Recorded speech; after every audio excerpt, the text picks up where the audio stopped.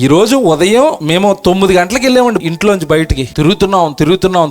పొద్దున్న ప్రార్థనకి వెళ్ళాను. అక్కడి నుంచి ఇంకో వాళ్ళ ఇంటి దగ్గర ప్రార్థన చేయడానికి వెళ్ళాను. ఇందాక వచ్చేసరికి 8:15, 8:20 ఇలాగ వెళ్తున్నాను. మీటింగ్ స్టార్ట్ అయిపోయింది, పాటలు వస్తున్నాయి. ఇంటికి వెళ్ళి స్నానం చేస్తుంది అంటుంది, నీ వల్ల కాదు ఈ రోజు వాక్యం చెప్పడం, కొంచెం నాకు రెస్ట్ ఇచ్చేయు, తలపోటు వచ్చేస్తుంది, కాళ్ళు లాగుతున్నాయి, నడుము లాగేస్తుంది, వద్దు నీ వల్ల అవదు అంటుంది.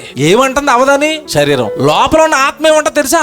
పదా వెళ్ళిపో, ప్రసంగం ఆలోచించు, వాక్యం చెప్పాలి, చాలా మంది ప్రజలు వస్తారు, ₹1,000 ఖర్చు పెట్టారు, మంచి మాటలు చెప్పాలి, రాయి ఆలోచించారు. ఆత్మ అంటుంది. శరీరం అంటుంది నాకు వద్దు, నా వల్ల అవదు, నేను రానంటుంది. ఇప్పుడు నేను ఏం చేయాలా? ఎవరి మాట వినాలి చెప్పండి. ఇప్పుడు నేను శరీరం మాట విన్నాను అనుకోండి, అన్నయ్య నాకు ఆరోగ్యం బాగోలేదు, ఎవరో ఒకరు కానిచ్చేయండి ప్రసంగం అని పడుకుంటే నన్ను ఎవరు అడుగుతారు చెప్పండి? ఎవరైనా అడుగుతారా? అడగరు. కానీ ఒక ఆయన అడుగుతాడు. ఎవరు? దేవుడు. దాని మాట ఎందుకు విన్నావు కొడుకా అంటాడు. దాన్ని ఈడ్చుకొని రావాలి కదా కొడుకా, దాన్ని లాక్కుని రావాలి కదా కొడుకా, అది అలా మాయ చేస్తుందని బైబిల్లో రాశాను కదరా నీకు. ప్రార్థన అనగానే చిన్న నీరసం వస్తే పడుకో అంటది. పెళ్ళి అనగానే జ్వరమైనా పర్లేదు, చక్రాల కుర్చీలో కూర్చుని అయినా సరే వెళ్ళిపోవాలి అక్కడికి. ఏది అక్కడికి నేను లాక్కెళ్ళింది, ఇక్కడికి నిన్ను ఆపేసింది ఏంటి? ఆలోచించు తెలివిగా. ప్రార్థనకు ఆపేస్తున్నది ఏంటి? పెళ్లిళ్ళకి, విందులకి, వినోదాలకి, పార్టీలకి, తినడానికి, త్రాగడానికి ఎంత బలహీనతో నేను లాక్కెళ్ళిపోతున్నది ఏంటి? ఆలోచించావు ఎప్పుడైనా? నీకు తెలియదు ఇదంతా. చూపిస్తాను బైబిల్లో నేను. తెలియదు మీకు ఇదంతా.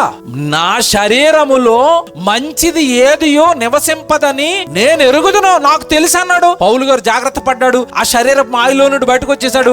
ఏమండి నిజంగా దాన్ని పెట్టాడండి, చిత్రహింసలు పెట్టాడండి. దేన్ని? శరీరాన్ని. మనకేమో తెలియక ఆయనేమో శుభ్రంగా నలగొట్టాడు, మనమేమో శుభ్రంగా నలుగుపిండి ఎడతాం దానికి. అందుకే మన మాట వింటాం లేదు అది.